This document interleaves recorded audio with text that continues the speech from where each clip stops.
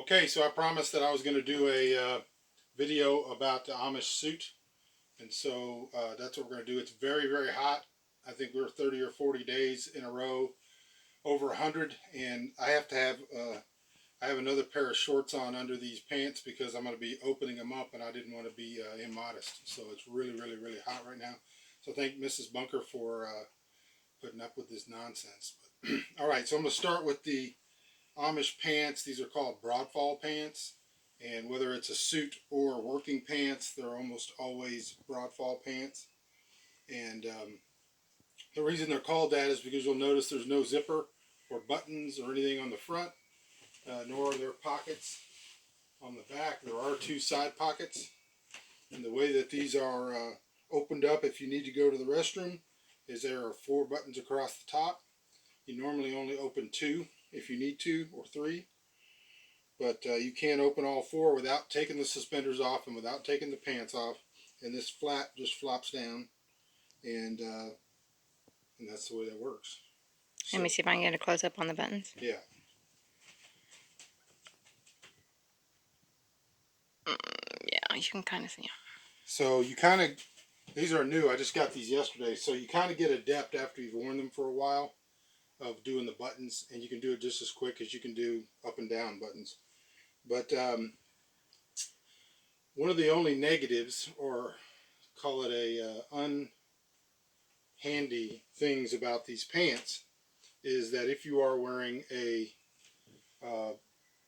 vest and a jacket, all of that has to come off for you to use number 2 to take the pants off, or to lower the pants. So if you're wearing, because your suspender is going to be underneath your vest and your suit.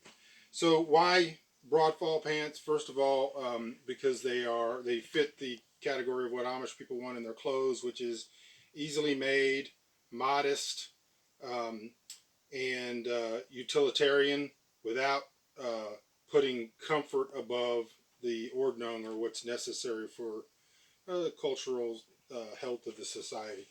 All right, so the second thing is the vest.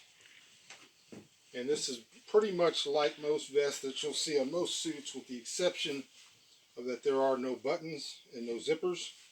What they have here, and I don't know if you can get it or not if you move in, is a hook and eye, which this side has the eye, this side has the hook. And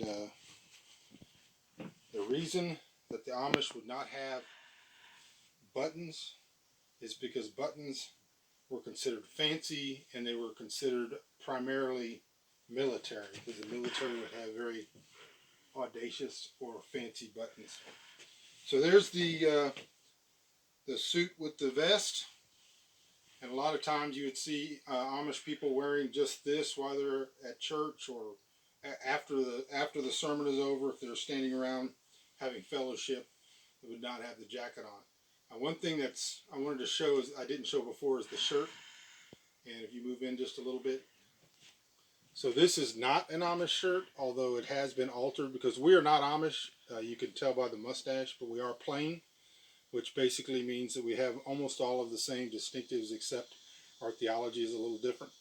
And you'll notice that the Amish generally, almost always, but not always, don't have a collar.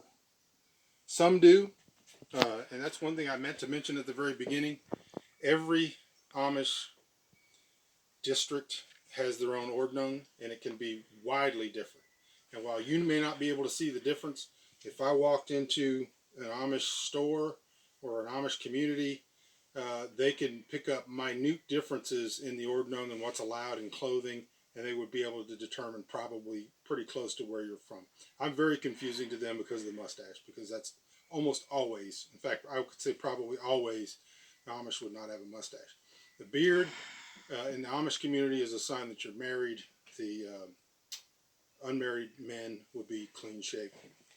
So this shirt is a regular shirt that we just took the collar off of, so it has buttons.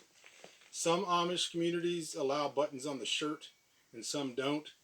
A traditional Amish shirt would be a pullover. It would have maybe 3 buttons or loops, and it would not go all the way down, so it would be a pullover. All right, so this is the Amish jacket, And there are quite a few differences in the Amish jacket with a traditional suit jacket. Quite often the Amish jacket is worn open, but the first thing you'll notice is there are no lapels. This also is, or you just can't get back far enough? You're just getting closer and getting closer. I want to make sure you get all the buttons and stuff. I mean, like with the vest, this is hook and eye. It can be fastened all the way up. There is no collar. There are no lapels for the same reason. One of the reasons that there were not a collar on the shirt for those that don't have them, because the collar implied the use of a tie. And sometimes in the olden days, the collar was a separate piece, and the collar was added because you were going to be adding a tie.